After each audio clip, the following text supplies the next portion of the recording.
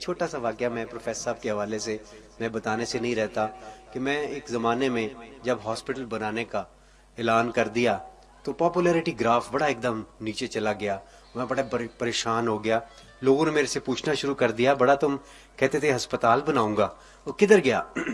تو عجیب انزائٹی, مجھے نہیں پتا تھا اس وقت انزائٹی کیا ہوتی ہے, نام سنا ہوا تھا لیکن پہلے دفعہ انزائٹی اٹیک ہوا.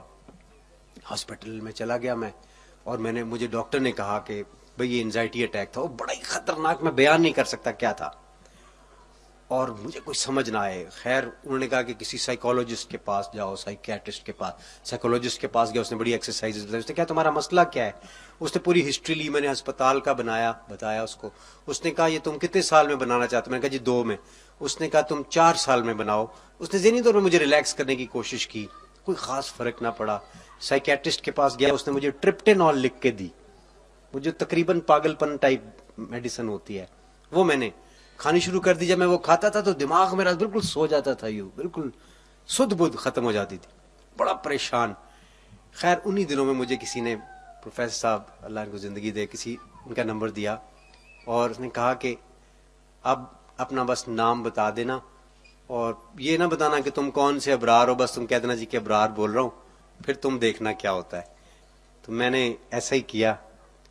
جب میں نے نام بتایا تو مجھے میرے بارے میں وہ کچھ پتہ چلنا شروع ہو گیا. ان میں سے کچھ تو مجھے پتا تھا, کچھ جو نہیں پتا تھا. تو تعجب بھی ہوا. پھر میں نے کہا جی اب یہ میرا مسئلہ ہے, تو مجھے تسبیحات مل گئیں. آپ یقین کریں گے وہ تسبیحات جب میں کرتا تھا تو مجھے انیشلی تو وہ ٹرپٹینول والا اثر ہوتا تھا, اور پھر کچھ دیر کے بعد میں اتنا فریش ہو جاتا تھا کہ مجھے سمجھ نہیں آتی تھی, یقین ہی نہیں آتا تھا کہ یہ کیسے ہوا. پھر میں کہوں کہ شروع میں شک ہوتا ہے نا, انسان ایک دم سے بلیو نہیں کرتا, نہیں ہے ٹرپٹینول کھادی سی ہے, اودا ہی اثر ہے. وہ پھر میں نے ایک دفعہ ڈر کے تھوڑی سی چھوڑ کے دیکھی, تو پھر اس سے فائدہ ہوا. پھر وہی ٹرپٹینول, پھر میں نے, ڈاکٹر نے کہا تھا چھوڑنی نہیں ہے, ٹیپر آف کرنی ہے, آہستہ آہستہ چھوڑنی ہے. جب میں نے 2-3 دفعہ آزمایا تو وہ تو بالکل معاملہ ہی, میں نے وہ بالکل چھوڑی اس سے ایک دم سے. اور پھر تسبیحات, اور پھر میں نے تسبیحات پہ بھی تھوڑا سا شک کیا, معذرت کے ساتھ چھوڑ کے دیکھی تھوڑی سی, کہ چھوڑ کے دیکھیں کیا ہوتا ہے. یقین کریں کہ جب میں چھوڑتا تھا پھر ایک دم سے میری انزائٹی والی فیلنگز ہوتی تھی.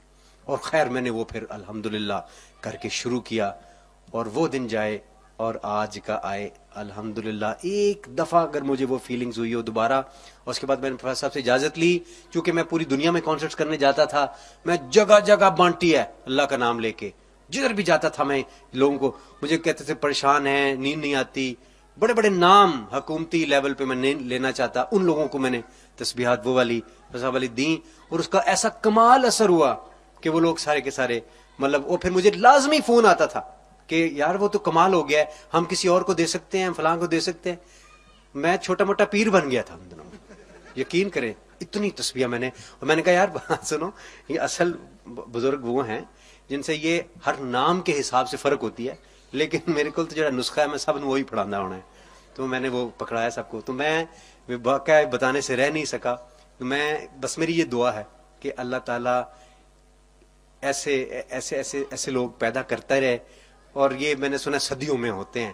اللہ تعالیٰ سب سے پہلے پروفیسر صاحب کو اتنی 500,000 سال لمبی عمر عطا فرمائے, اور ہمارے سروں پہ سلامت رکھے. ابرار ویسے آپ کے بڑے پیر بننے کی گنجائش موجود ہے.